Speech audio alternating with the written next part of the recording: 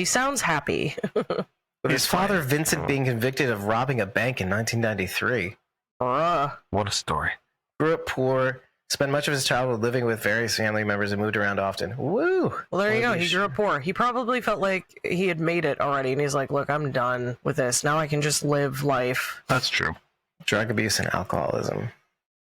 Or he's a drug addict. I don't know.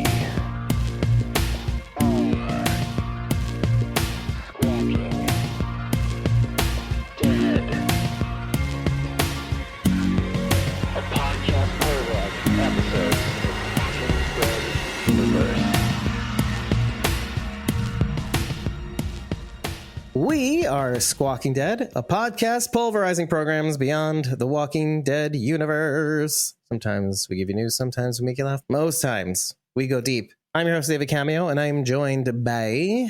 Lacey Gardner. Bridget. You can find me at youtube.com/@punkybrewster. And I'm Rob over at Rob Stuff and Things on TikTok and YouTube. You're damn right he is. And today, we're here to talk to you. Just come closer. We're here to talk to you about The Walking Dead. Daryl Dixon's 4th episode of its 3rd season, titled, get ready, Bridget, La Justicia Fronteriza. That means frontier justice. We do have a little bit of housekeeping, and that is if you head on over to squawkingdead.com. The website's been a little tinkered with to make a little bit more sense in terms of what we have on offer, like a listen page to see all the various ways you can watch or listen to us. But more so, there's a little section on the front page and a separate page for our merch design embedded in our website, squawkingdead.com. Head on over there now, hit the main menu. You can still go to the TeePublic merch site, as well as see the designs that we have up for our coverage of The Walking Dead, Daryl Dixon, as well as some of our merch relating to The Walking Dead Season 11, the 3rd trimester, and our regular logo designs with the moon and the updated font. We are Squawking Dead. The types of merch that we have on offer is brand new, higher quality. In some cases, the merch is cheaper than it was on TeePublic. In other cases, we have more higher quality embroidered designs, which obviously are going to cost a lot more. We have hats with embroidered designs. We have a whole bunch of things, coffee mug tumblers, coffee mugs, black and white coffee mugs. And that's just the 2 main designs that we have on offer now at squawkingdead.com. You can still head on over to tpublic.com via the link in the description, as well as on squawkingdead.com. There's the 2 links under the main menu, which you can use to go to TeePublic to order stuff from us. Let us know what you think. If we could be doing more with the website itself, if something doesn't look right and we missed it, or if there's types of merch like apparel or accessories or anything under the sun that you think we should be doing, let us know ASAP in the comments or DM us. We'd really like to hear from you. We need your feedback to know if something is working, something isn't, what is cool, what isn't, what you might want to buy, what you might not want to buy. Maybe you don't like something that's in our store. Maybe something could be improved upon. I definitely want to know, because your eyes, your feedback is going to be way better than mine. It's hard to tell when you're in the thick of it, what looks right, what doesn't look right. Looking at it from a mobile device versus on a desktop, etc. So again, head to squawkingdead.com, check out the design in general for the site, then check out our merch and see if that section looks right, the merch looks right, etc., etc. It looks really good. I was actually looking at the hats, so when I can, I'll probably get it. Yeah, I was checking out the Daryl Dixon merch and our cute little Carol and Daryl cartoon on the front of it. I updated that design too over the last day or so. It does look a little different than the way it used to. So pay close attention to the differences between the old merch and the new merch. And if you have a preference, audience, let us know. Part of the background is removed so that it takes on the color of whatever you're using, like a tumbler or shirt or whatever, a hoodie. La Justicia Fronteriza. Bridget's shaking her head just for the audio podcast, just so everybody else knows. It's the Barcelonian accent that you're throwing on constantly. Which, by the way, I cannot wait to talk about. This is on the heels of our last episode, which I apologize for not being there for to the audience. I'm not apologizing to any of you. You guys handled everything well. You don't need me anymore. It's fine. Actually, it's great. But just the audience. You're great. You guys are great. Everybody else, sorry. Obviously, it's a line that was used by Federico de Rivera when they were punishing the Los Primitivo at the end. But what else is frontier justice in this episode? Isn't everything pretty much frontier justice now, because it's not like there's a set law or anything that anybody's following. There's no government, there's no law enforcement. So literally everything is frontier justice. Boom. It's a prevalent theme. I was somewhat disappointed in this frontier justice. As someone who's read a whole lot of books about Native Americans and settlers, I'm super disappointed in how milquetoast and vanilla this frontier justice was. They chained him up and let some walkers out on him. Like, whatever. That wasn't exciting. That wasn't different. I was just disappointed that he didn't last as long as I thought he might. Yeah, he like I thought there'd be like a couple of immediately. scenes in between. He's still going. No. I feel like they could have gotten just a little more creative with that. This is it? I was getting all keyed up for something really, we're going to give frontier justice. And then it was like, we're just going to tie him up and let some walkers loose on him. Oh, and then we also barely got to see it too. Right. I was so disappointed. And you could tell why. This episode is very long. I even said that to Dennis. It's super long. I kept waiting for it to end, and I'm like, oh, it's back again. Okay. Right, exactly. So when it airs tonight, it will end at 10:12. Wow. And the episode length, unedited, without the commercials, is 54 minutes. And you could tell, when you're watching an episode that's really good. I mean, I'm not saying this one isn't, but when you're watching an episode that's really good, you can't really tell the passage of time. You're like, oh, what the hell is okay? All right. Sharon, I kept being like, oh, okay, yeah, it's over. And then like it would come back and I'm like, I guess not. Fine. Right? Okay, it's still going. Fine. I guess we'll keep watching. I'll keep And watching. it finally hit the Insider episode or Insider. I was like, finally. Which, and the first thing you see is that's the trick, right? Just to hit on that is that it's not the first thing you see is the episode or Insider. Bridget, TM. It's the lead into the next episode, right? But you can't tell because it's been going on for so long. You're like, oh, here we I'm are. like, wow, back again? Come on. And they're like, oh, wait. Then you're like, no, right? Yeah. Because I know some of you don't Yeah, like I watching. shut it off. Stop. I don't want to see this. I turned it off. Rob and I are like, yeah, we'll keep going. Yep. Let's keep watching this. Border justice, a big overarching theme that Roberto actually brings up. Unknowingly, because Roberto is Roberto, and we'll get into that actually a little later. But he says, how can this guy promise us safety? Touche on the guns, according to me, not according to Roberto. I have a beef with that part. I'll give him that, because I was like, yeah, what has he done for you? And then he's like, well, we had these Gatling guns because of him. And I was like, we're here. So you're on Roberto's side. You're like, damn, the man. Well, yeah, okay. Yeah, have you met me? Yeah, obviously, Dave. Yeah. It's very hard to kind of know where you stand sometimes. Yeah, I know. Like, burn all it of a all sudden, you're down, like, Dave. I'm libertarian, but burn it all down, Dave. Viva la revolution. And we're actually in the right country. It's like you or can't. is it revolution? Ugh, I hate you. You can't. It is actually. You can't remove Spoiler. that young 13-year-old that used to wear an anarchy symbol on her t-shirt because she thought it was cool. It's in here somewhere, Dave. That's why sometimes I'm like, all right, just burn it down. And this Guys, is one of those. When I was a kid, I made my own flag. It's like anarchy, but I'm still a country. I just see that. I did not make my own flag. I made my own national flag. No. No. Question is, would she rule with an iron fist? I'm doing this for your own good. Yeah, but a benevolent leader. Dictator. A benevolent dictator. Yeah. We've reached a new layer in this I am onion. everything that I hate. I would be Bender. Remember in Futurama when Bender was the god for a little while? Yes. And he was like, I was God once. He's like, yeah, I saw you were doing really good until everybody died. Like, yep. Isn't it also kind of what's going on here? Everything was great until everybody died. Al-Alcazar was a great benefactor until everybody died. until like they realized he was wearing a crown of lies. you sit on a throne of lies, Guillermo Torres. He does. He does. Guillermo Torres. I was dead wrong about the barbarians the last 3 episodes, my guess. Yeah, and that was in my notes as well. Oh, they Yeah. were lame and ineffectual? Who could have guessed that was going to happen? I wanted him to be right, actually, too, because there was no indicator that was the case. But I'm like, well, maybe he is right, though. Maybe there'll be a twist and they're actually good. But we don't know yet. It just doesn't seem right. Forgive me if I'm overstepping here. I don't know what since when do I care about that? I feel like potentially they are working for Alcazar. I had that same feeling, Yeah. actually.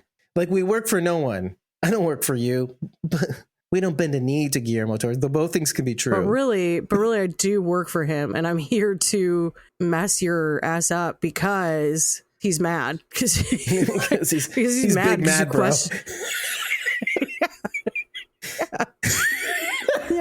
It reinforces their need for El Alcazar. Oh, you think you don't need me and you can talk back to me and question my authority? Well, here, you're going to get attacked, and now you're going to see how much you actually need me. It's almost as though the thing that I said in the second episode about the nets and the walkers and his men being out there at the beginning of the second episode, then they find Justina and Roberto. Both respective Walking Dead shows this year having walker projectiles. Yeah, what was the first one? Was it? It was Dead City. Yeah, Oh, when they were right, firing right, him at the right. boat with the methane walkers.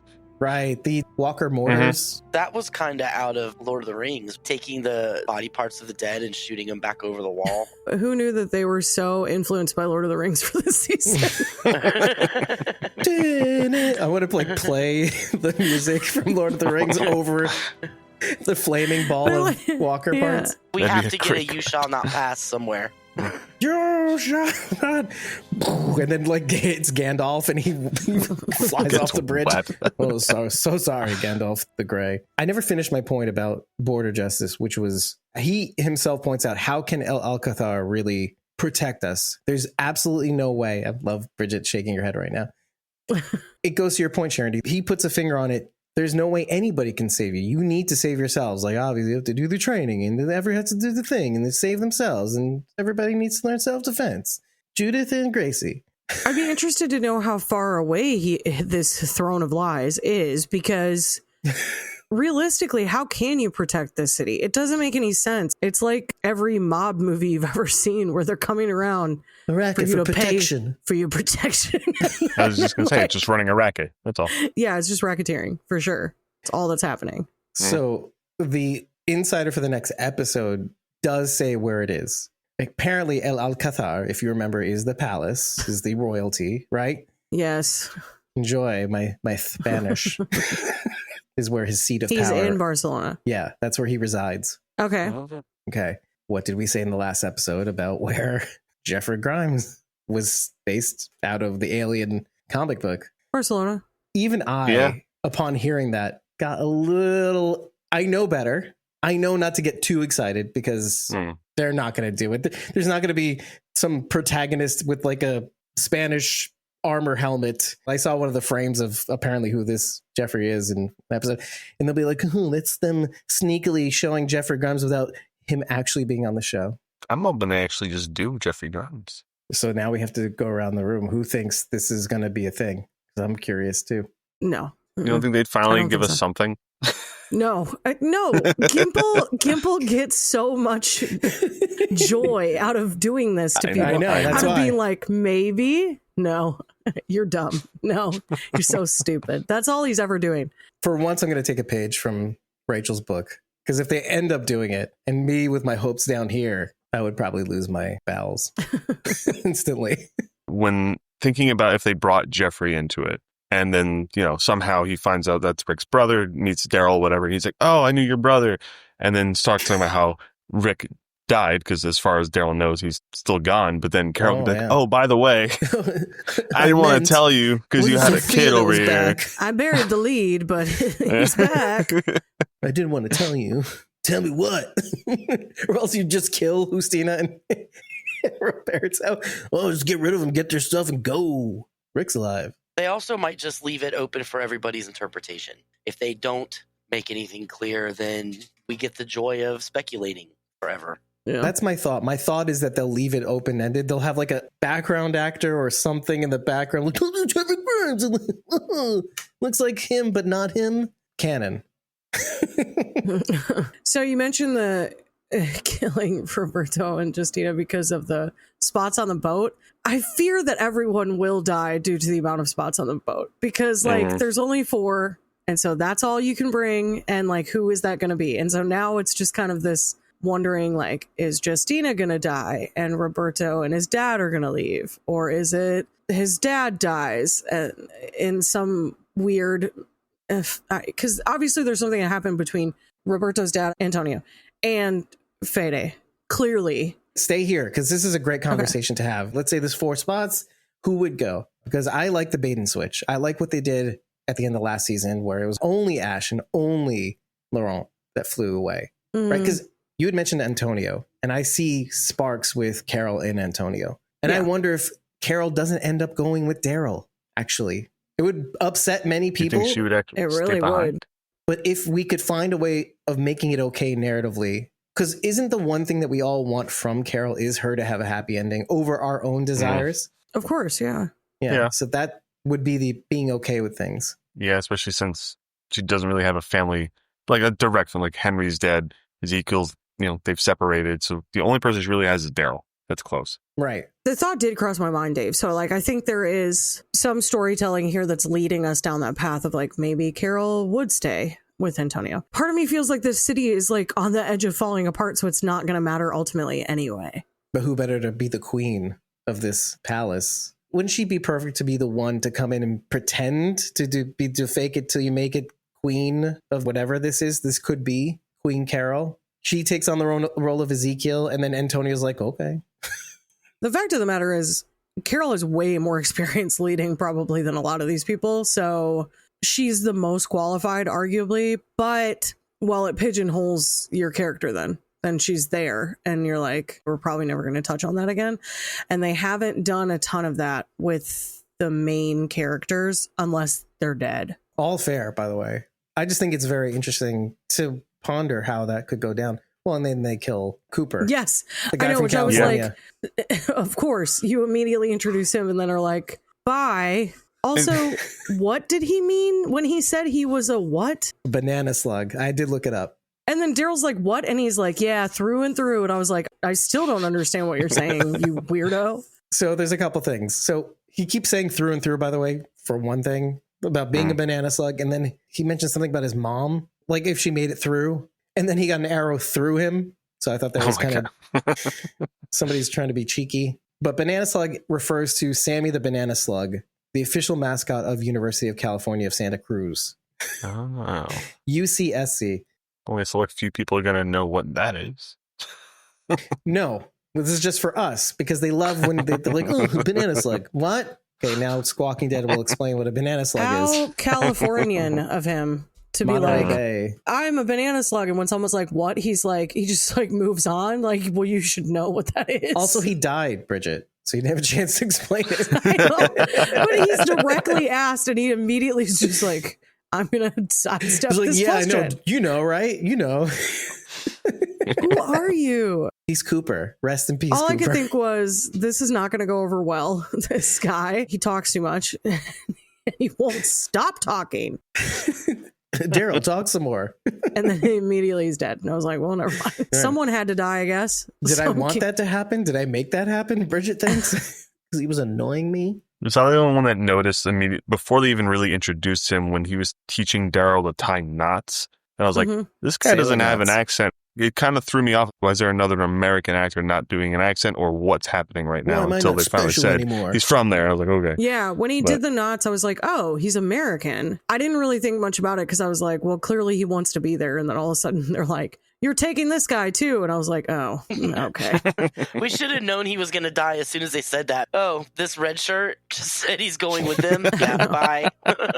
I know. The color grading must be off because I thought he was wearing a yellow shirt. But yeah, you might be right. It was like an overly yellow tint to a red I shirt. know. So the banana slug is the official state slug of California. I don't know how that... That's not true.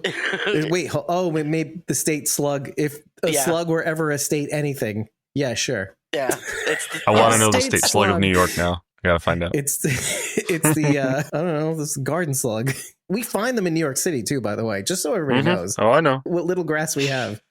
They're also hermaphroditic, in case that means anything to anybody.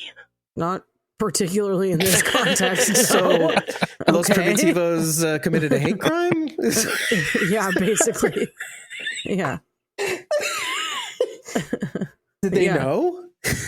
They knew. You'll notice they waited. Get him. You'll notice they waited until he said he was a banana slug out loud to kill him. So What did you say? Terrible. Like they heard him, or they from a mile away. What is happening? They just want to destroy everything and everyone. They're equal opportunity wanting to kill everybody. oh, maybe And burn that's it all- my and group. They burn it all down, Bridget. That's We my wanna group burn it- then. But they sucked and they were so ineffectual. So now you know, Bridget. They are Who a you group associate full with. of Peter Baelishes. Baelish Littlefinger? Little finger. Little fingers. Who do you think was more successful, this group or the wolves? No. At least the lead up to the Primitivos wasn't as serious. Yeah. It seemed like there was a lot more of them than there was of the The wolves. wolves, 'cause yeah. Yeah, it's true. There were a lot of people that attacked the village, but then there were even more up on the ridge shooting, firing the cannibals, walkers yeah. into That's true. they had a lot of people. Like he said, tens, hundreds, millions. I don't think there's millions of them, but they could be quite a force. We don't know. Yeah. Yeah, the unknown is a really... Because, that fight scene was a predominant part of the episode. Oh, yeah. When they showed the close up of the heads mounted on the Mhm. Jeep, the one that they showed up really close that was like biting and growling, Oh, later it on. had huge eyes. I don't know like if this is a variant thing or if it's just the way he designed it. His eyes were ridiculously large for his head. I noticed that as well. It was the one eye, actually, more than it was anything else. I think it was the way the lid was sagging from the face, because your eyes are way bigger than this behind your skull. When that popped up, I was like, oh, Literally. I wonder how they did that. And then I was like, that looks like maybe that's like a little robotic mechanical head. Oh, it was 'cause of the definitely a puppet, movement. yeah. All I could think was like, man, we've come so far in special effects and we still can't quite get the look right for a human, Are you saying specifically the practical? eyes. Yeah. Well, no, in any. Okay. Yeah. Let's talk about CGI, Dave. None of it can ever quite get to what a human actually looks like. Like there's always something that's like a little bit off. And that's what that made me think of. Like, not that it wasn't great. It was great special effect work. It was very impressive. But something about it looked off enough for you to be like, that's not a person. That's not a real human. I think The Walking Dead doesn't want to be too realistic as well. You need it to be just far away from what it would actually look like in a way. I would disagree. They do very impressive work all the No, time. I don't disagree. That is incredibly realistic looking. But I mean, there's nothing to compare it to, Dave. We don't have zombies. That's my point, actually. Like, That's literally my point. it's as good as you can get in the guesstimate to what a walking dead person would look like. Would be Like, after 13 years, too, depending on how the age Yeah. of the Yeah. infected or whatever. But that's kind of my point, is that you don't want this to literally be bodies bleeding as humans and the skulls to be photo accurate and to everything be super accurate. Like sometimes you want an impression of what an idea of what a zombie would look like as well, lore wise, comic book wise, whatever. Because even the comic book zombies didn't always look what you think it might look like. It used to be a person, is all I'm saying. Well, yeah, they had like white eyes and they And- look crazy. Yeah, in- some of the features were a in the little bit comic too much, Yeah. but for a reason. And I think the show is trying to do that as well. In the early seasons, for sure. New Outbreak, even if it was only a few months or whatever it was, they look so much like us. But as time passed on, it's like, okay, well, we want the show to continue going, and maybe not everybody likes photorealistic or human accurate zombies, and maybe they have to look more gross over time, maybe a little green, like to pay homage, maybe a little gray, the black and white. Maybe the teeth have to be burnt out. Sure. I mean, to some degree, I agree with you. I mean, it's as realistic as it can look get. for something Yeah, and That's things made up. sag. completely. Yeah, That's not this a is real like thing. makeup. Remember, like I remember we were talking about how is it that after 6-year time jump plus 2 years, 8 years, how is it after 8 years the teeth in the skull of the walker can bite down, and it's like you're biting, they can bite down iron and they won't break. That's true. It's less about the teeth breaking. It would more be about the teeth falling out of your head as your gums. that's what I mean. Receded. Yeah. Yeah, exactly. So I thought of excuses of why, how that could be, etc. That's it right there. It's like, that doesn't make any sense. And that's a thing that constantly to this day comes up on the Reddit for Walking Dead. Dave, you've seen it, where people You're are like, get out of here. how could they be walking around still? Like, the show is still on. Okay. Get out of here. You're watching a zombie show. Like, I don't know what you expect, but there's has to be some suspension of disbelief in order to enjoy this. I'm mad because this show about zombies is unrealistic. Yeah, it's so stupid. If the dead, like, how would you know? It's never happened before. You don't know? Shut the hell up. Delete your account. And then they do, because so much abuse. Yeah, I know. I posted a photo once of a car that I saw at Halloween that had the message, the Sophia, we will come back or whatever from season 2. And I took a photo of it and I cropped out the license plate and I put it on Reddit and I was like, found in the wild, like, because I was like, this is fun. And I was so excited to see it because this was like only like 2 or 3 years ago and people aren't still that into Walking Dead. So I was really excited about it. And I got lambasted by like some guy who was like, this is your own car. And I was like, no, it's not. Why would I do that? Like, I don't care You blew about out the this. license plate. Yeah, that's just what nice Like, people this is do. what people do. And I remember just I being wanna like, track are down the you... license plate. I Well, just the funny called him thing- back. I was like, are you okay, bro? Like, are you all right? Right. The funny thing about that is, even if it was your own It was car, Rob. someone else would probably, right? Someone Yeah, else it would was take a picture, do what you did, and they would say it was their car. Yeah, exactly. It's so stupid. Like, the It's people so are just stupid. It was so nuts. dumb. So anyway, people on Reddit are dumb. That's basically. Well, not everybody. People everywhere are dumb on every social No, media it's not platform. true. It doesn't matter which one. Oh, that's true. I secretly admitted to somebody that I'm starting to cop on to what you guys have been talking about all these years. Maybe people are just stupid, a little, mostly, Oh, yeah. kind of. Well, Maybe. George Carlin Probably. said it best. He said, picture your average guy. Now remember that half of the people in the world are dumber than him. I'm paraphrasing, but that was like basically what he said. Yeah. Simplified, yeah, because I know he went like another, and then double that. That's how many stupid people there are. So Fede and Antonio clearly have some sort of beef. It's long-standing. It's old.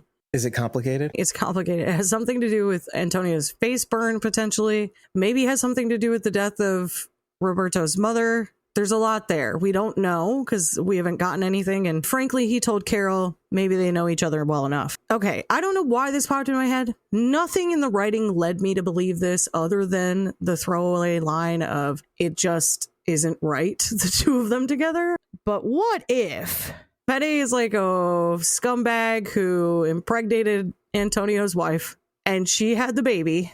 And so the baby is technically Justina's cousin. Ding, ding, ding, ding, ding. And is that why That's what I it's was not thinking, too. right for them to be together? I don't think that he's a scumbag. I think they just broke up, or it could be that the love of his life. Oh, I'm sorry. cheated. Yeah, equal rights. Equal rights. She was a scumbag. Yeah, they were both scumbags equally. Yes, that was my thought as well. It's easy to jump to the whole, oh, he did a essay on her, and like, Oh, hey. no. That didn't cross my mind at all. But then he promised to protect her. Da, da, da. He doesn't seem like a bad guy, and I think part of you watching him defend the town is also to make you more sympathetic to him as his practice is what he's doing with the town. Like, he really does love this town, and he believes that this was the right thing to do, is to pay tribute and all that stuff with the ofrenda. Let me get a feel for the room then and do like a temperature check here. I have at no point felt like Fede was horrible. I felt like there was more to the story I just didn't understand. Yeah, I was on the fence. I didn't cast him out as a bad guy initially. First watch, yes, and then second watch, I'm like, oh wait, maybe not so much. I don't even know if I felt that way. Nothing about what he's done so far seems horrible. It's like maybe he's just overprotective, like is kind of where I've been of Justina. I haven't been like, oh yeah, he's an absolute monster. I think he deals with monsters, but I don't necessarily consider him like a bad guy. It really depends on the level of his knowledge as to what's happening to the girls in the ofrenda. Okay. That would determine how bad or not bad he is, I guess, Sure. where I would go with that. But even that wouldn't make him bad if he is justifying it by, I am protecting all of the other people in this town by sacrificing one girl. The needs of the many. He may know what's going on, but he's like, hey, I'm saving 15 other girls by letting this one go. Well, and we know he's saving the town with the guns that he gets at just one thing of the many things that he does receive as a result of the ofrenda, having the guns. It is literally the whole town for one girl every year. I'm assuming it's a yearly thing. Yeah, I would guess. I was thinking that somehow he is really Justina's father and not her uncle. And somehow that's a relation to Roberto and Antonio. Oh, so you do still think there's a chance that they are related, and that's why this is like so frowned upon. Okay, Yeah. okay. We don't want any Lannister action going on here.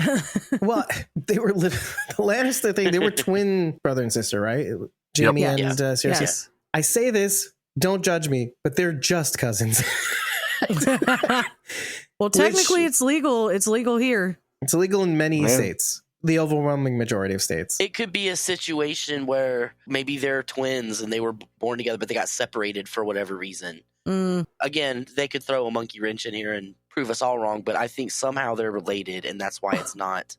Well, undoubtedly, because I came to this conclusion, and I'm like, yeah, this checks out. It's not at all going to be what happens. Like, this happens every time. I'm like, yeah, I have a theory, and it's a good one, and then I'll like back it up with my evidence, and then it'll still be completely wrong. So it'll turn out being that like Justina is really the true queen of Spain or something, and like she couldn't marry That would be Anna interesting. or it's whatever. Anastasia, but in Spain. It's Anastasia. Post-apocalyptic Anastasia.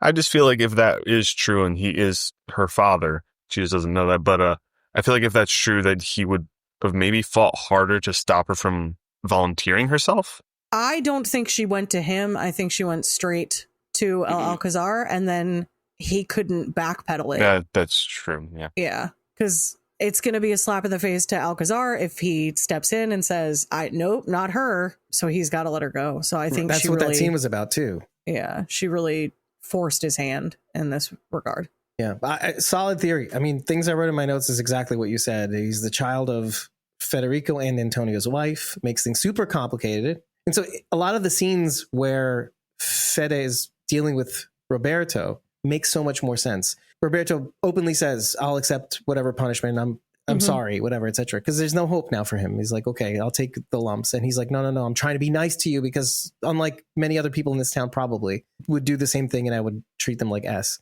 Yeah, even Antonio says, we don't know what he'll do when he yells at the door and he's banging it. This is the beginning of the episode when Daryl has his first flashback and everybody in the town's hearing him. He's defying his authority, etc. And what happens to people defy authority? They get put on the Palestinian hanging, the reverse hanging, whatever it's called. Starpado, whatever. So that kind of makes sense. It makes sense that he is his real father. And remember how he gets into his face almost as though he was his son. When they come back the first time coming to town, they're like, what were you thinking of, Coño? That's true. Yeah. Well, why would you do something so stupid? Mira mi coño. That's what he said. Look at me, P word. I don't know. What can I say it? I don't know.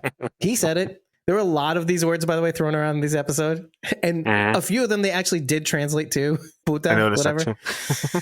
There were a plethora of F-bombs in this. I noticed that F-bombs, too. American No, F-bombs. American ones. Yeah, there was yeah. like 3 at least. Appropriately placed too. Not like this food is effing good. This was perfect. Anyway, moving off of that, Bridget did she say where she was going? While we're just here for a second, I was watching some Great British Bake Off clips the other day, and David Morrissey was on it.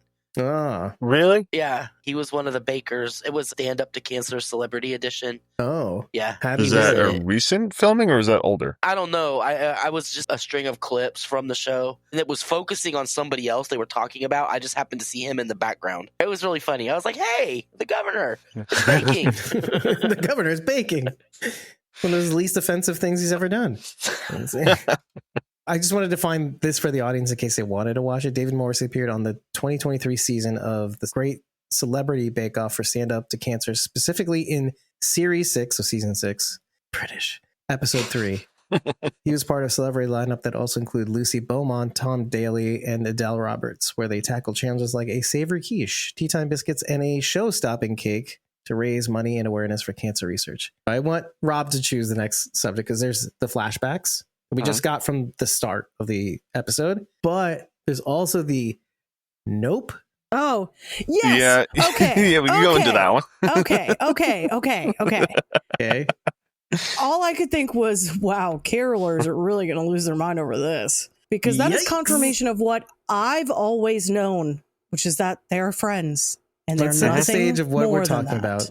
Because even Rob was like, wait, what are you talking about? Nope. Yeah. It's for a second. I got it. Yeah. Well, they're arguing about Cooper coming onto the boat, if I'm not mistaken. Like, we don't really need, which, first of all, let's start there. Daryl was very insistent on not having a knowledgeable person who was way more capable than he is, even with the learning about knots and everything on the boat with them.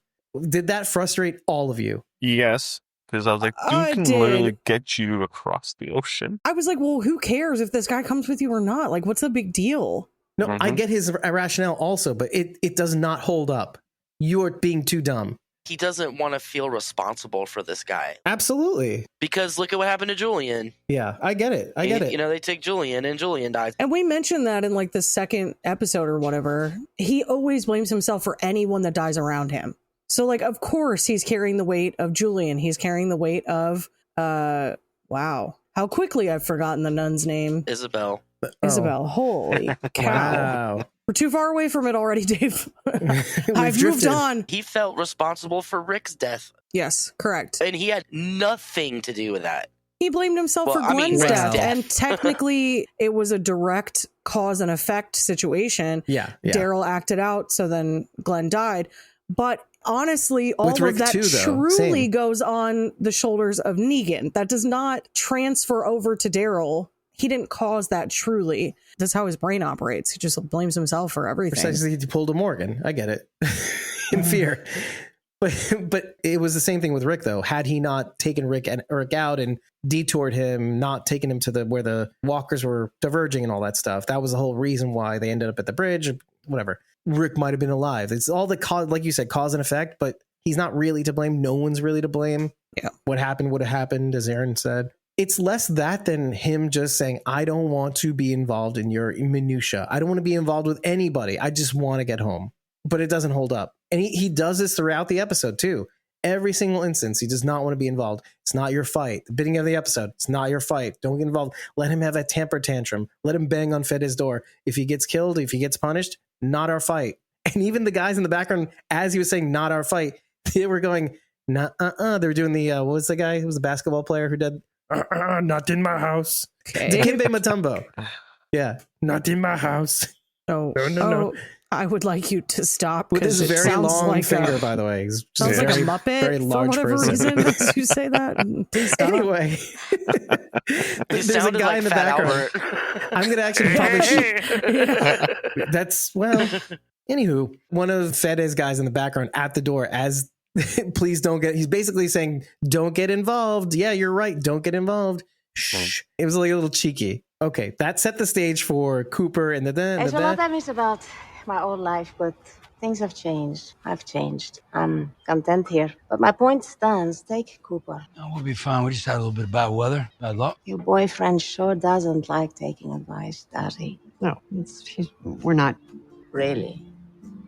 Really. You've never. Never. Nope. How's it looking? What? Anyway. his boyfriend. No, not me.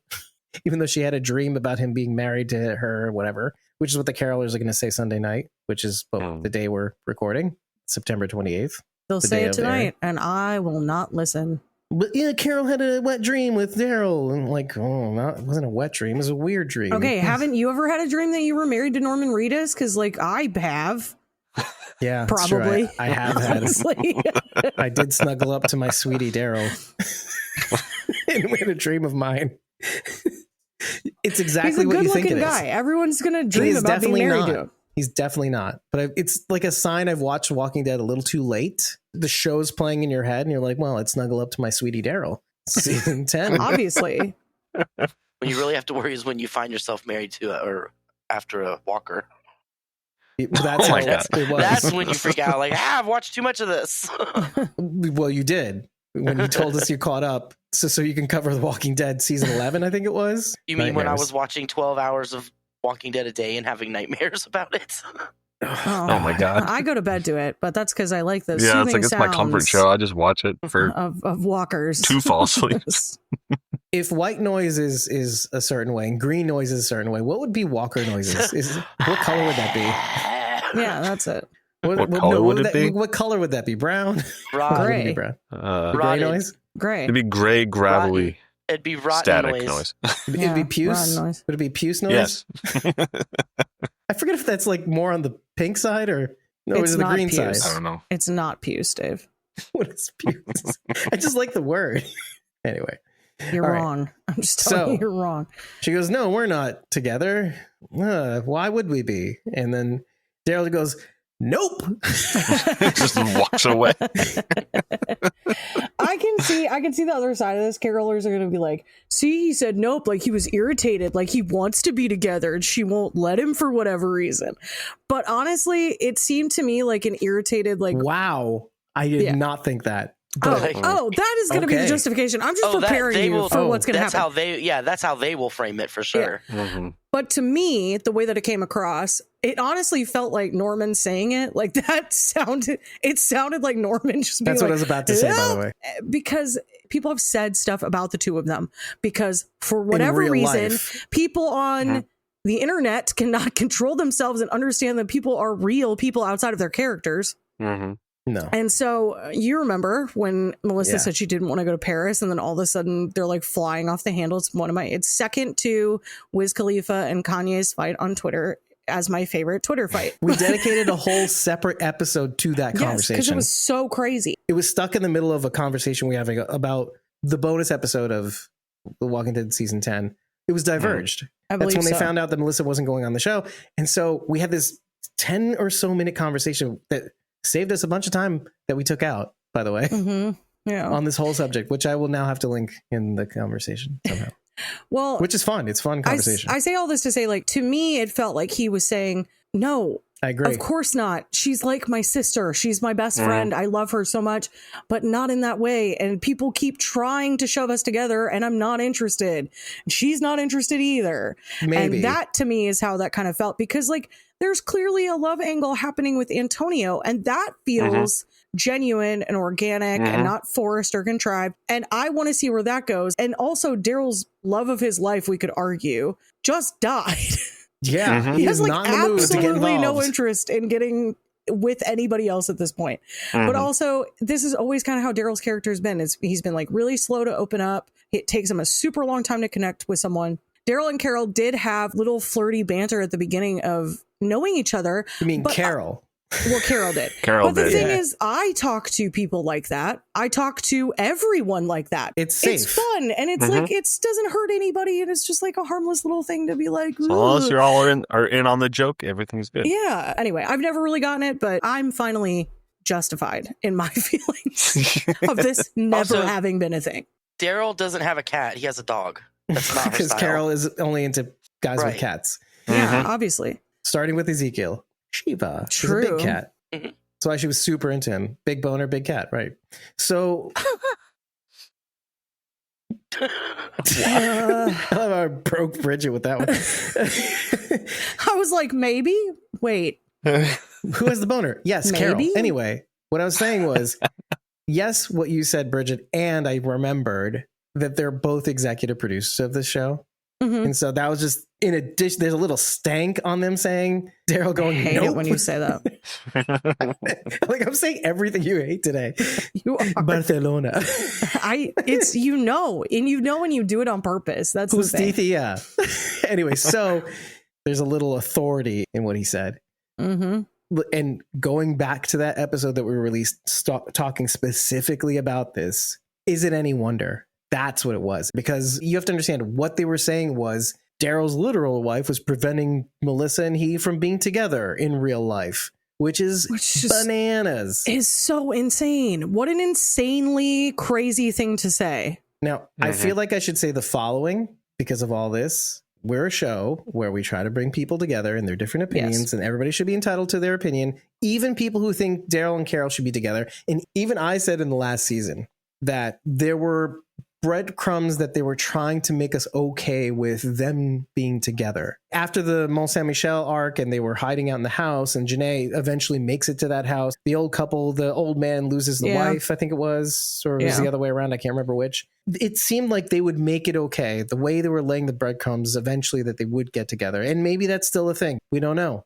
Antonio dies and that's on the table again. Everyone is entitled to their own opinion about this. It doesn't bother me that there are carolers in existence. I mean, I'm not like rid the world of this plague.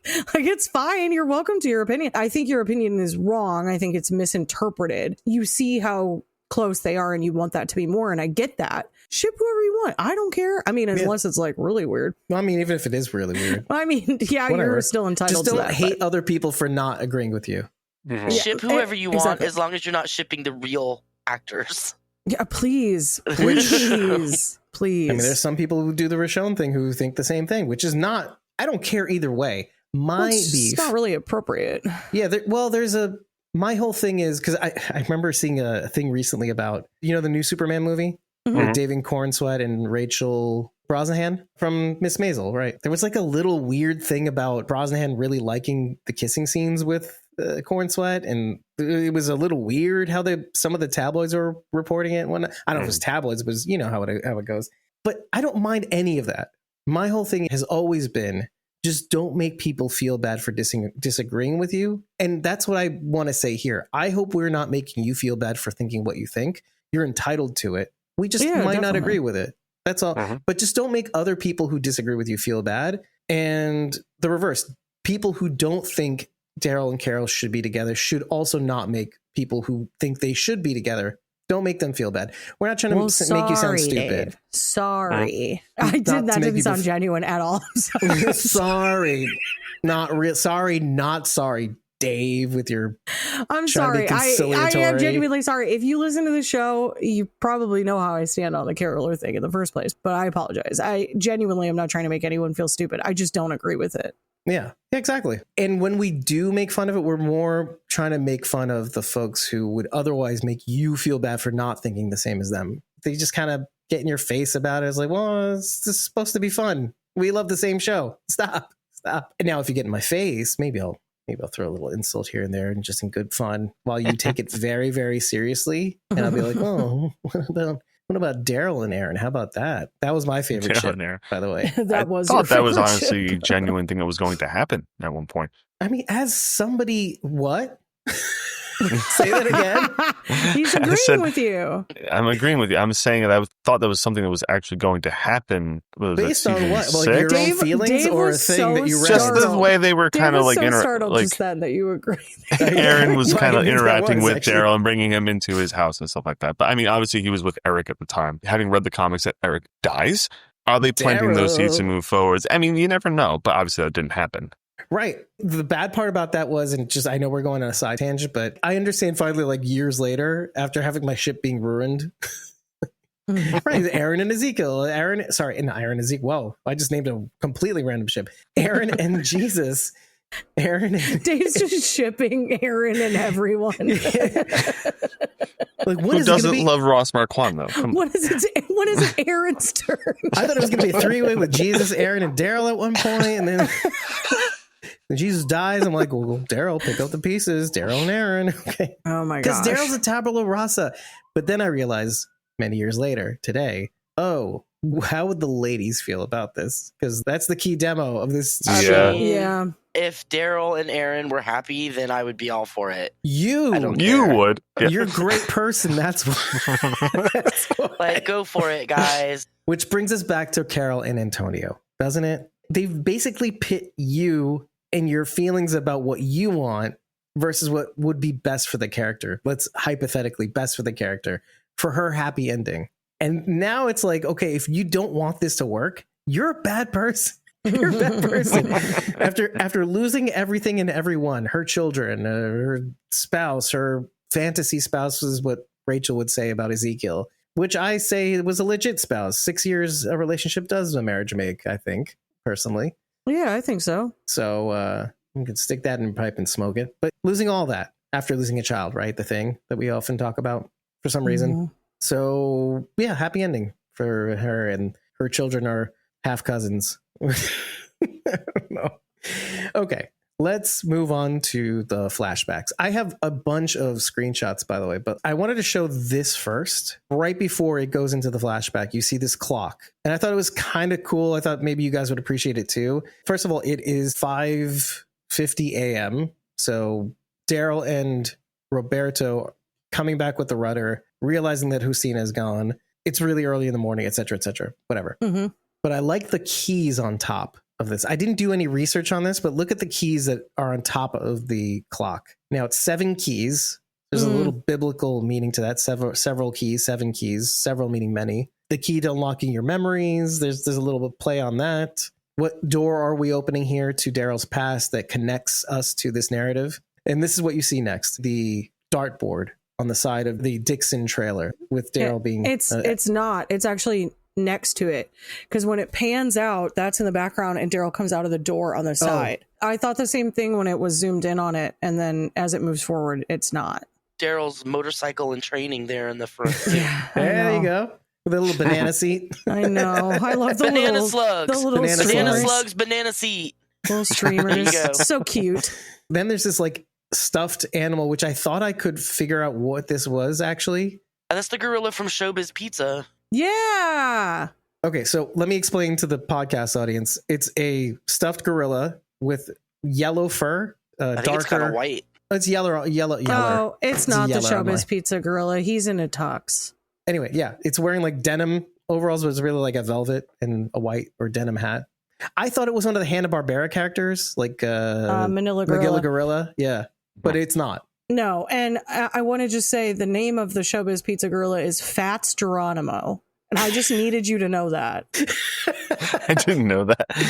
What state is that chain in? Is that in North Carolina? No, Showbiz was like the origin of Chuck E. Cheese. Showbiz came after. Chuck E. Cheese was first. Okay. The guy that worked with the guy who started Chuck E. Cheese didn't like the way it was going, so he split off and made his own copy of Chuck E. Cheese. Okay. And we had Showbiz Pizza in North Carolina because I went to Showbiz Pizza as a and Chuck kid. E. Cheese. Yeah, we had both in Jacksonville. I can picture the purple tickets or whatever from Showbiz Pizza.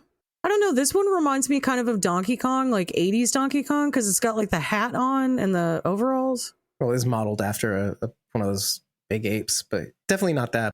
Be like Donkey Kong Jr., if anything, but not. It's definitely not that. Because they didn't wear clothes, the Kongs, until much later, until the N64 iteration, which is already like 30 years after Donkey Kong. Oh, yeah, that's right. He used to just have a tie. Donkey Kong Jr.? Or, right. Donkey Well, Kong. he ends up wearing a tie, but he doesn't have it in the original game. Yeah, no, I know. Game. Yeah. Anyway, but you can see Daryl behind the stuffed animal. There's a little truck in the foreground and an ashtray, obviously. Obviously an ashtray in the foreground as well. What do you mean? That looks cacti. like a candy dish. Yeah, they know candy. Oh, no, wait. I think that is Daryl, maybe. That looks like a child's hand. Yeah, over here, I thought it on the was right. Daryl. Yeah. Okay. All right. So let's move on to the next slide. And obviously Daryl running away. Now, I know the screenshot you're referring to was when he exits the trailer, which is a hard one to get for me. I really mostly wanted to get a good shot of his face so that we can see it's the same kid from the flashback from the last episode. Yeah, of course. I also love how the hubcaps, now that I'm looking at this properly, for no other reason at all, how chromatic everything looks. You do see the cooler that I mentioned when we saw the first flashback when they were in the first episode. It's kind of like a highlighter green. But then if you look at the hubcaps, instead of like gray or yellow or whatever, they're this chromatic blue.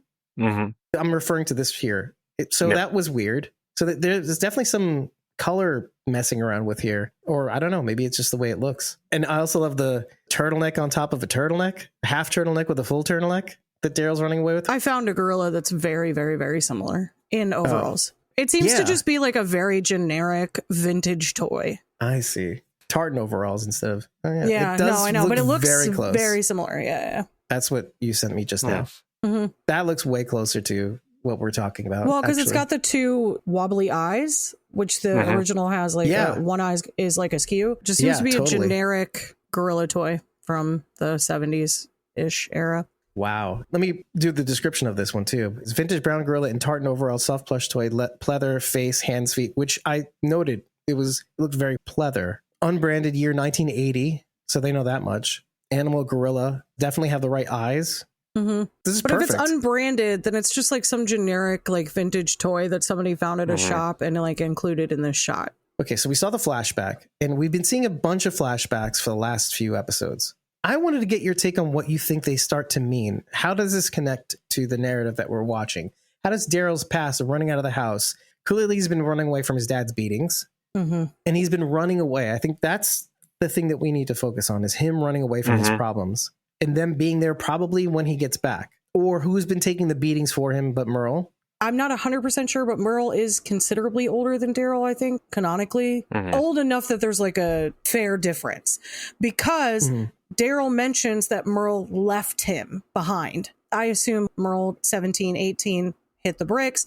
And when that happened, Daryl's there maybe 11, 12, 13, young enough, 5 years or more age difference, that he would be left alone with his father. It's hard to tell with kids because when they hit like that age, then you're like, you're 16? How can you drive? You look like a baby. Anyway, all this to say that I feel like this might be that in-between time because this is when Daryl's getting the brunt of everything. His mom has died. He's with his dad. Merle's gone.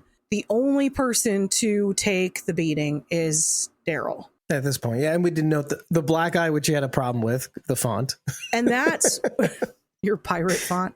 And that's when we know that he's running away a lot into the woods. Not anywhere in particular, just running into the woods to get away from his dad. I can't say that that's 100% true. That's the feeling I get from these flashbacks. That correlates then to Daryl feeling like he's been left behind. We talked briefly about, I think in the last season, about Daryl's mom. We don't hear a lot about his mom until I think Beth and he have time together in the 5th season, was it? I believe so. Yeah, we hear about when his mom died when he's talking to Carl after Lori passed. You're right. Thank you, Rob. Yeah. That's the only time we really hear about, because the stories with Beth are about how his dad is drunk. Just like not great stories, but Daryl's past is tragic, just horrifically sad. Well, why do I bring that up though? Because she is out of the picture, leaving him and his father, and obviously Merle's out of the picture, like you said.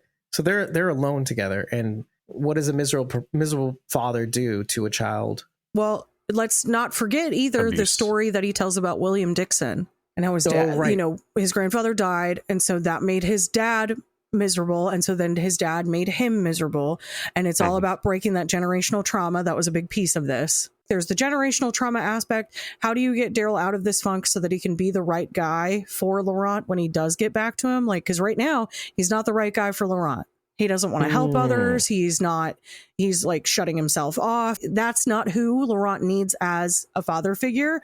So if that's who he's supposed to be, then he's got to work through whatever this is. But there's also this concept. Instead of run away from it. Yes. There's also this concept of being left behind, though, which I think is why Daryl always has such visceral reactions to people dying, and he blames himself. Because it's all linked to this like childhood trauma of like being left behind. Like his mom died, then Merle leaves, and he's left to deal with all of this sadness, essentially is what I would call it, and grief, because that's all his dad feels. Anger and grief. Stuck being the last man standing. Yeah. Oh, yeah. There you go. Yeah. I think it ties that all kind of together. I feel for him in this season. And here's the thing. I said this last episode. He's not been wrong with anything that he said. I think it's easy for us to be like, well, he's supposed to be the good guy. He's supposed to be the hero. He's supposed to help. But like, that's not your burden to bear all the time, to like step in and be the hero and the martyr all of the time. And if you get into that like self-sacrificing mentality, that's like so bad for your mental health. Now, mental health in the apocalypse is next to nothing, because like really, what kind of mental health can you have when you make it up along the way? But he's not wrong to say, I don't have to take on these other burdens. Because, you know, Roberto's like, she wouldn't be gone if you had brought us back here. Yeah, because you'd both be dead, dude. Wait, so you mix that with frontier justice, because we make up the rules. The only thing that exists is what we make up along the way. However, I do kind of have to, I don't want to push back too much. Well, go ahead. Because there's two things. There's two things at play here. One is I'll start softly and say, I don't think it's about right or wrong. Okay. We make it up along the way. Technically, I'm not beholden to anybody. I'm not responsible. Like, there's Samaritan laws for a reason, but then there's also like, screw you. I don't have to save anybody. Whatever. I'm not telling you what I believe. I'm just saying, here's what's out there. But then there's frontier justice. It's like, okay, well, if I stick my neck out, my head could be lopped off. That's true too. Yes. But the other part of it is, aren't we a little bit responsible over one another as a species or as a people or as a humanity, as a society on a level? How are we going to move on without that? It depends on your base viewpoints, truly. Well, as a person, I want to do the right thing. I assume that I would want to do the right thing and would want to help people. But where do you draw the line? There's a saying, you can't pour from an empty cup. Yes. So if you don't have the bandwidth to give somebody, then if you don't have it to give. If you don't have it to give, what do you do? Yeah. I see stray dogs all the time on the street, and you know how many times I want to stop and get them, but I can't because I don't have the bandwidth or the energy or the space to deal with more than what I already have. Yeah. I want to do it, but I can't. You can want, but not have the ability to provide. Yeah. And that's the big difference. Ability versus desire. I would say to that point, Charity, like Daryl's cup is empty. It's not to say that it's going to be empty Emotionally. forever. He can't pour because he just lost Isabel.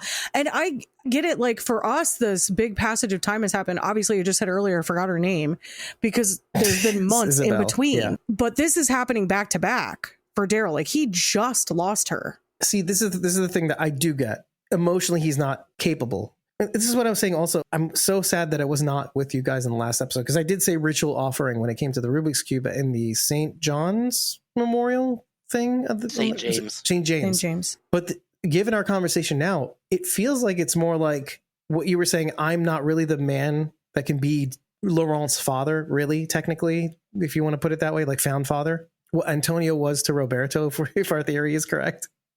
Found father. So maybe he isn't ready. Maybe he's leaving the Rubik's Cube to say, well, he'll just get a new one, a better me when he gets there too. Yeah. But again, Daryl, he has some of the worst self-talk. He thinks he can't be the guy for Laurent, but Laurent connected with him and that's who Laurent wants to be around. And so in that regard, if that kid feels safe with you in a world like this, where like nothing feels safe, then just be the dad, dude. But I get it because Daryl's always like, I'm gonna mess everything up. That's all he ever tells himself, because I can only assume that that's what he was growing up hearing from his father. You mess everything up. You can't do anything right, because that's what it's like when you're in an abusive domestic situation. There's what we want and what we can have as well. I think that's a reality as well. He can't literally be there for Laurent, but he knows tons of people who can be, that would be not, he's not thinking maybe better, but they happen to be there and they're going to be either good enough or better in different ways. I also think that he wants to get home because he wants to get to Laurent. Yeah. Like part of the reason he is so, I want to go, let's go home, is because he has this obligation. He wants to be with Laurent, and that is driving him to the point that he doesn't want to get involved with anybody else. He can't afford the luxury of getting involved with other people because he wants to get back to basically his son. Yeah. Who not only does he love him anyway, but they told Fede, you have to take care of Justina, take care of her after we're gone, whoever they are. It's the same thing with Laurent and Daryl and Isabel. Isabel, you have to take care of Laurent. So he can't face anything with Isabel because he's not even doing what she asked. He's not with Laurent taking care of him. So he wants to go. He does not want to be involved with anybody else. He wants to go take care of his business. So I'm going to lightly disagree, only because I would normally say two things can be true. Oh, it could be true that he wants to get home for Laurent, but it's the thing I'm about to say. I actually think it's closer to what Bridget says. I get involved, somebody gets killed about our people actually in general, but more Daryl's self-aware at least of one thing, and that's I get involved, people get killed. Look at Cooper, Banana Slug Cooper. I brought it up when I was bringing up the comparisons between Negan and Alcazar. Maybe like subconsciously he's seeing the similarities to this guy and Negan, and he doesn't want what happened to Glenn to happen again. Get involved and cause somebody else to be killed by a Negan-like figure. There's even recent stuff like Julian even. But you're saying a Negan, like a malevolent figure. I see what you're saying. Right. But I'm just saying I'm closer to that being the reason, a negative reason rather than a positive reason like Laurent to run to get home. I feel like he just wants to go home because that is reverting to your default state, or at least your newfound default state. I'm here, but as long as I am here, I'll get people killed and hurt. I don't either be a chance to fall in love with another Isabel, let's say, or to find another child whom I might befriend and be a surrogate father. I don't want anybody. I just want to be left alone. But don't we also all just want to go home? Yes, that's mostly it. You're on vacation. You're having a great time, but I can't wait to get home. I want to get home. And for no other reason than I just want it, right? It's, even though home may not be the best place for him. Right. And it's not like he's having a great vacation or anything. He didn't choose to go there either. It's not like he was like, I'm going to go to Spain and France and hang out. No, he was basically kidnapped and forced to go, and he just wants to go home. That brings me to what Valentina says to Carol, though. You could come with us. Don't you miss the sea? Don't you miss the way you used to live your life? Wasn't it amazing? And Valentina says, quite frankly, no, I was alone. And now I'm not. The Walking Dead universe makes it so you could be the person you were meant to be. And now she has many husbands, let's say. We'll just call it that. Well, she says she's alone, so they're not husbands. Is she alone? Well, she says she like lives alone, so she wants her space. This is just like a... Right. Okay. Yeah. Okay. Touche. But she says, my life is different now. I read that as to pretend otherwise would be not being true to myself, not being the person I was meant to be, let's just say. That's not me anymore. And so I took that as a cue for both Daryl and Carol. Daryl, you're not that person anymore. You're not the person who runs away from his problems. You're not the person who, when you get hurt, you're not that kid anymore. You're not the person that when you were going to get hurt or threatened, that you ran away into the woods until it died over, and then your father wanted you back again, or who knew what? I don't know.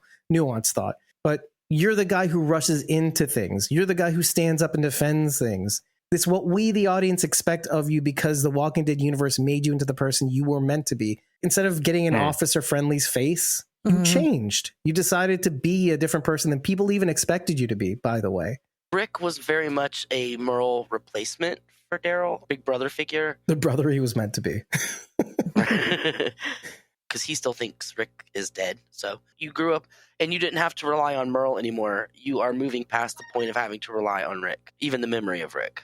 That's also true. And this whole series could be seen as him learning to let go of that idea that you don't need to rely on or lean on somebody or even the memory of somebody. You have your own drum to beat. That you can be a leader. Like Carol told you in season 2, you're just as good as these other guys, because that's what she tells him. You're just as good as them. Every bit as good as Shane and Rick. Better than Shane, obviously, because you didn't try to kill your best friend. He ain't here right now.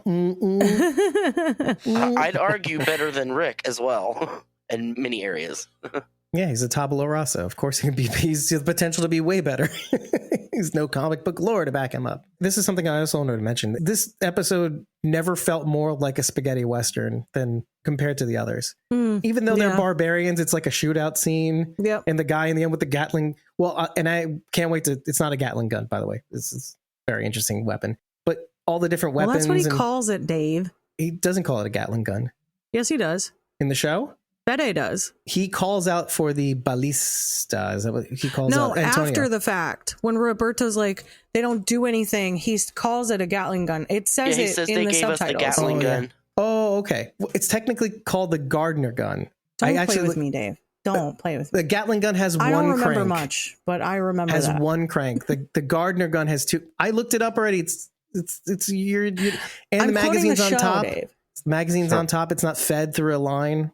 And I'm just saying. We'll get to that. Anywho, that's not the point. The spaghetti western thing. There's the face off the mayor and the kid. They get into each other's faces. Very spaghetti western. Whose philosophy wins?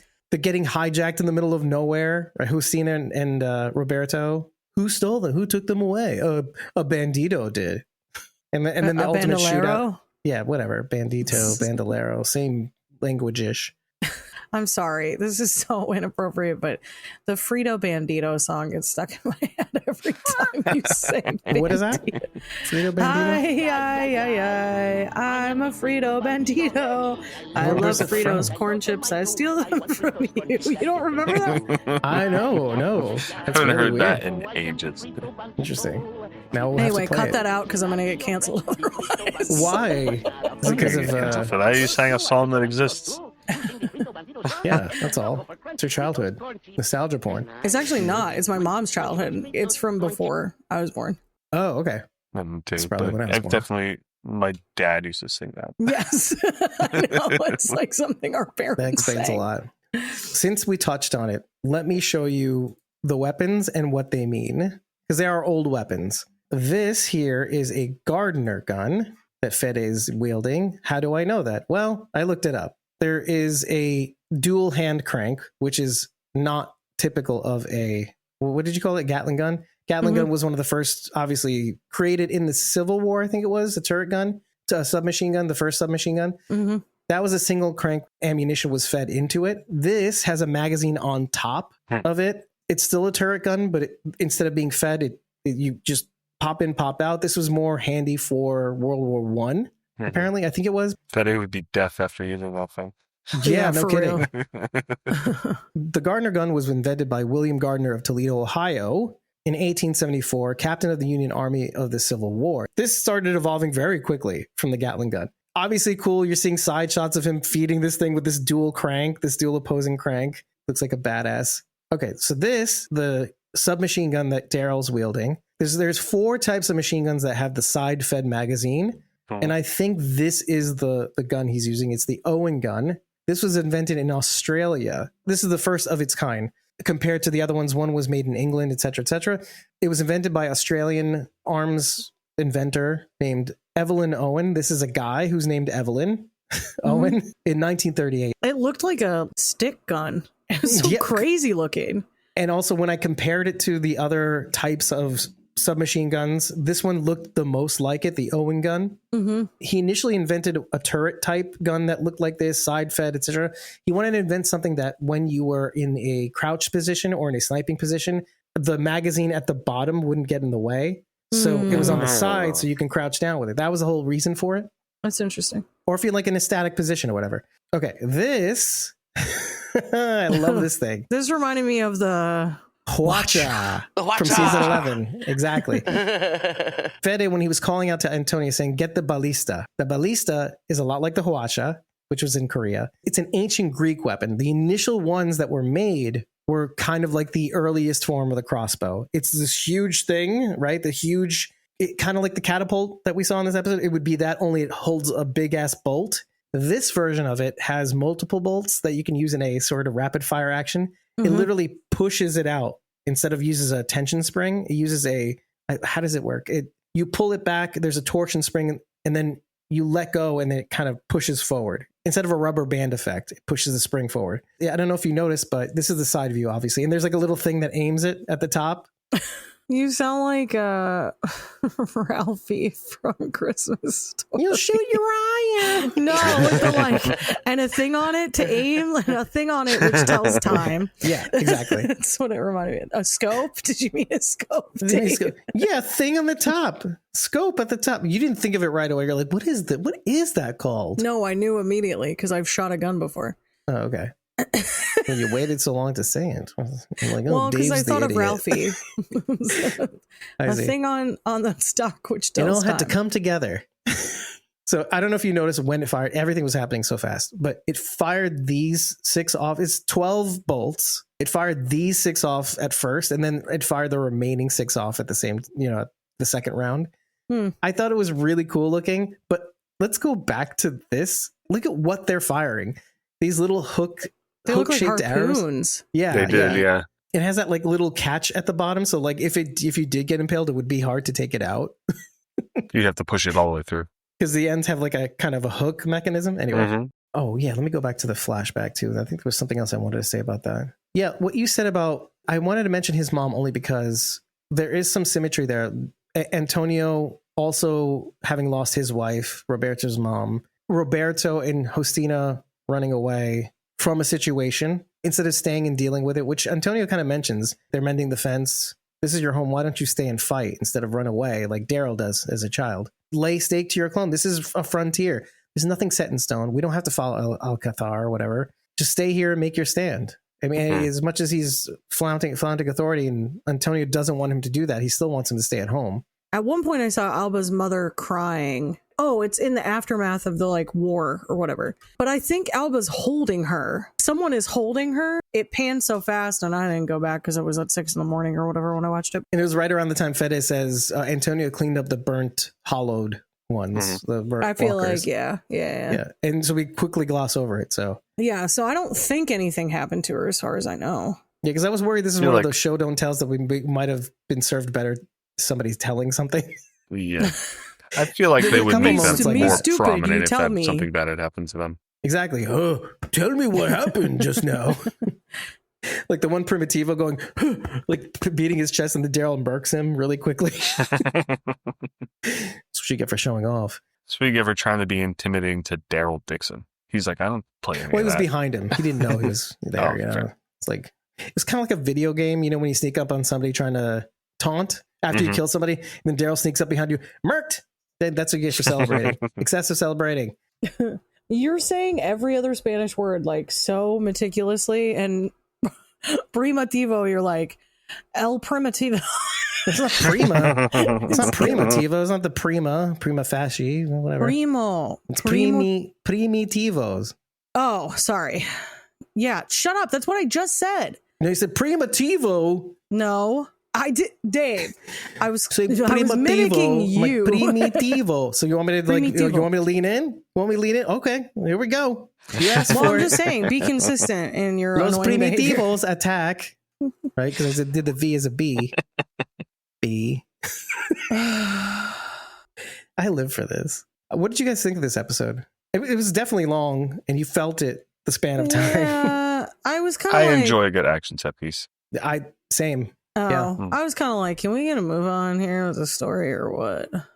Yeah, that's kind of. I was kind of the same as you, Bridget. While I was note like, taking. Truly, Let's get on with this, men's please. brains versus women's brains. Yeah. we're like, no thanks, please move along. And you guys are like, yeah, they're fighting. Yeah, cool guns, man. Wrap it up already, Fede. I thought you were a mayor. I thought you were in charge of this place. Oh, I did. Okay, I did want to mention one more thing. Carol calls Daryl out. That that you're thinking. It's a mistake. Same mistake I made back in France. It's the same mistake we're always making. Kind of to your point, same mistake we're always making. But Yeah. shut up, Bridget. God, you just want him to go home to his sweeties, all his friends, I snuggle do. with them. I do. Selfish. He needs to get back to his little ass kicker. Oh, okay. Yeah. All right. See, you know what to say. Fine. But then he says, Not a mistake. We're always fighting everyone's fights. Sometimes we have to fight for ourselves. Anything's worth fighting for, isn't it? Two young people that just want to be together. How can you not even care? What makes you think I don't care? which I was like, okay, all right, fair. Well, stop acting like there's nothing we can do. Justina's gone. There's nothing we can do about it. She ain't coming back. Then he says, Hell, none of them are coming back. hell, none of them are coming back. I want to know what you thought about that line, because obviously he's in a state of mind. This is kind of what I was saying before. It's not about as much as about him going home as it is, I just want to go home, Yeah. but none of them are coming back. Maybe it's anybody we know, and I'm just going home to go home. Maybe it's anybody we run into. They're all Oh, eventually going to I felt like it was anyone that they had lost. Like they're not coming back. I can't do anything to change it now. But that's what always happens is I think more of what he's thinking. Like, it doesn't matter who we meet, who we save, who we do this, who we do that. They're all To getting be fair, from the very beginning to now, any group that they've touched has fallen apart. Let's go even deeper. Isn't that kind of what Morgan was doing in the Walking Dead flagship? I see faces of dead people, Mhm. and it's the people who are alive, but you're already dead, is basically what he's saying. Yeah. You know what it is. Well, because really for Daryl, like the only person who's been around since the very beginning has been Carol. Like that, it's not only the fact that him and Carol are close, it's the fact that Carol has been there since before Rick was there. Mm-hmm. So they've been together since the beginning. This is the only person who has stood the test of time. Everyone else has like fallen off. Oh, yeah. Yeah, if Right? you want to talk about Walking Dead, I mean, that if we're picture talking with the like Walking Dead first character is season, grayed out. if we're talking, that's a season 2 promo. If we're talking first season, Amy gone, Andrea gone, Jackie gone, T-Dog gone, Shane Rick, for all we know. gone, Jim, Carl, Lori, Ed, good riddance, Dale, Sophia Glenn. Morales and his family, Mhm. very gone. Officially now, as of season 8. Very, very gone. The only person who's still around, the group that existed before Rick came, is just Carol and Daryl. That's it. Everybody else falls away. It's like, what's the point of even getting to know you? Because you're going to die anyway. Right. Which is like super miserable way Which to is think. like makes but- my point even more Yeah. hard to deal with. It's super miserable, but you can get where he's coming from in the same respect. Yeah. 100%. But there's a yes, I 100% get where he's coming from. But on the other hand, it's kind of like, isn't this different, Daryl? We've known this Daryl, or this growing iteration or learning and growing iteration of Daryl for so many more seasons than we haven't.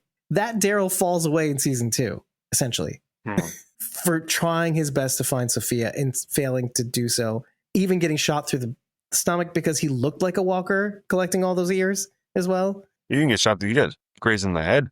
But also, didn't he get a bolt to the stomach? No, maybe I'm wrong. He fell on his Oh, No, bolt he through fell. his He side. fell Yeah. on an Thank arrow you. on the bolt. Thank you. Yeah. Appreciate that. But one half times Yeah. over the other, he still got hurt pretty badly because he was confused. He was that disheveled, trying his best to look for this walker. Or sorry, not walker. But what he thought was He was a walker.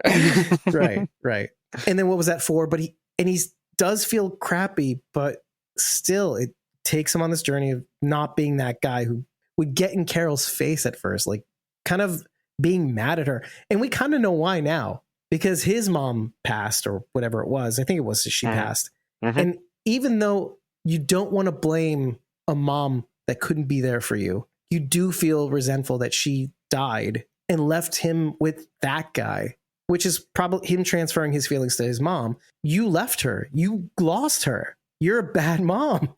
So when we kind of know what he's feeling, where he comes from. Don't touch that dial. We'll be right back after these messages. We just thought we'd remind you to show this episode some love by tapping that like button, if there's one to be tapped, subscribing to our podcast or channel, and if available, enabling all notifications, and sharing the show, or clips of it, with everyone you know. And don't be afraid to reach out. Leave your questions, feedback, ideas, or even concerns in the comment section. There isn't one? Head on over to ratethispodcast.com/squawking and leave your thoughts there. Rating our podcast is the best way to get our attention because it also boosts our visibility. And we'll probably address it in the next episode too. And if you think there's something to what we're doing here at Squawking Dead, tip us over on Ko-fi. As a token of our appreciation, you'll receive forever access to our Discord, along with 30 days access to our uncut episode and interview recordings, plus our pre-squawk insights. Take your support further. Join a membership tier on either ko-fi.com/squawkingdead or patreon.com/squawkingdead, and you'll unlock access to more channels on our Discord server, receive shoutouts at the end of every episode, and depending on what tier you join, the ability to join us on camera and mic to break down future episodes alongside us. Thank you for hearing us out and making it this far into the episode. We now return you to our regularly scheduled podcast. Oh, I should mention this before we wrap up. The sheer amount of burning stuntmen. Yeah, Through that was a huge burn stunt. 9 burning stuntmen at the same. It's like 1, maybe 2. That's what you usually get in a series. I have never seen anything like that. Game of Thrones has the record. It was like 22 Oh wow! in the battle when Daenerys attacked the Lannister supply train. When the Dothraki Jaime attacked, saves and Bronn. the dragons burned a group of men, and they set like 22 guys on fire at the same time. They have the record. Yeah. We'll see. And what's the difference? Whereas Game of Thrones has millions of dollars per episode thrown at it, The Walking Dead makes negative money trying to make their episodes. They're in this constant running tab at AMC. They got to be making something in order to keep the show going, right? They make it up on the back end with all the relationships I think that they have with Netflix and stuff, but and AMC Plus and whatever, et cetera, all the licensing that they get eventually worldwide. Because when the season ends, they sell it to the other networks across the world. Yeah. It's cheaper. Anyways, I say this only because we should be so lucky. Yeah. We always say this. With whatever you feel about the series, where it's headed, what characters do what, and what conventions people end up going to, whatnot, and whether they'll still be around, we have to celebrate them while we can and try to, as best as possible, without being too critical, bash them. Because you can have your nitpicks, but would you rather have it than not have it? And at what cost? I do appreciate you guys sticking around, and I know we started late and whatnot, and I think, what is it, 2 hours and 30 minutes in? I'm happy. I can't wait to see the next week. We're going to see a pretty cool mode of transportation, I think. Why didn't we think of it? No, I'm not, but I'm very excited for you to see what I saw in the teaser. If you did see it in the teaser, how crazy is that? Is Daryl going to ride a whale? Shoot. Yeah. Oh, I got it? Yes. You got it, yeah. No. Daryl's really the Deep in disguise. We just didn't know it. Deep thoughts with D. With Big D. If this does end up taking them to Barcelona, I would be pretty psyched if there was something even resembling Jeffrey Grimes or the alien. That would be cool fan service. I really hope they do it. Honestly, the way that she said it, that it's like a friend's brother, I assume that if they did do it, it would not be Rick's brother, and it would be some other relation to somebody else, which still would be cool. It would be like a fun little turn on it, but just because they don't ever follow the comics like exactly, I feel like that's how they would probably do it, but I don't know. But Just wouldn't a it be thought. cool if they had some of the characters, not just Jeffrey Grimes, and you're in the middle of the drama? Mm. Oh, We'll see what happens. Be better if they Awesome. did. Be a lot cooler if you were. Yeah.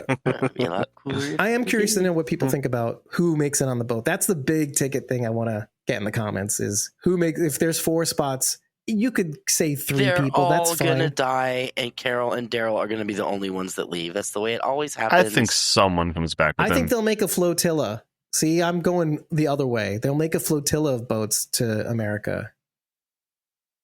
That everybody have a good weekend. Hope you enjoyed this episode.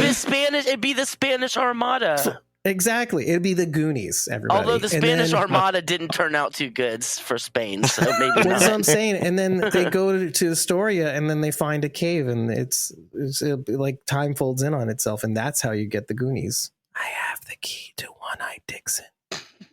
Hey, you guys. I can't even do the voice right now. I can't do it. That's the most posh sounding So- sloth I've ever heard. Hey, you guys. It was so lackluster.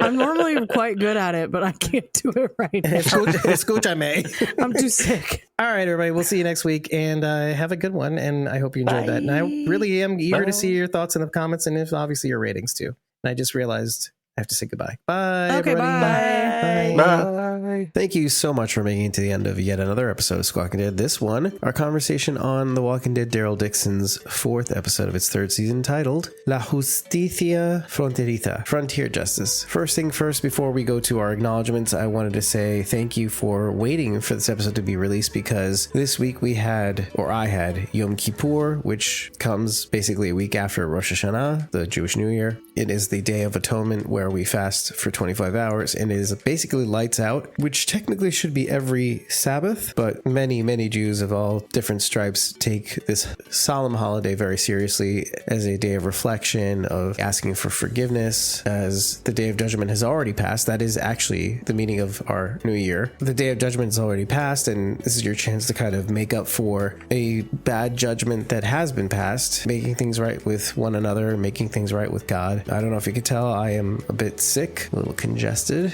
I decided to, after the fast and after eating and after hours, to get this episode out as soon as humanly possible afterwards. So I really, really hope you enjoyed it. I hope you enjoyed the extra content and effort that we put into it, the images, the clips from the episode, etc., especially if you're watching it on YouTube or on Spotify video. And now you've reached the part of the episode where we acknowledge our Whisperers and Survivors members, not in that order. However, we don't have any Survivors members, so starting with the first Whisperers tier member, we have Rob Lucchese, who was on the episode with us, whom you can find on youtube.com/@RobStuffAndThangs. You spell out the A-N-D, T-H-A-N-G-S. And you'll mostly find him on TikTok at robsstuff_ N as in Nancy _thangs, T-H-A-N-G-S. And of course, Kim.Rowley, the number 1 on Facebook. Thanks so much for making it to the end of this. And I sincerely hope you take advantage of both the merch and our merch store. You can get to either the old or the new merch from our website, squawkingdead.com. Hit the main menu and you'll have 2 options once you hover over buy merch. And I really can't wait to break down the next episode alongside you. Some really cool things I hope will be shown to us in the next episode. But just remember, no matter what happens, sincerely, we are Squawking Dead.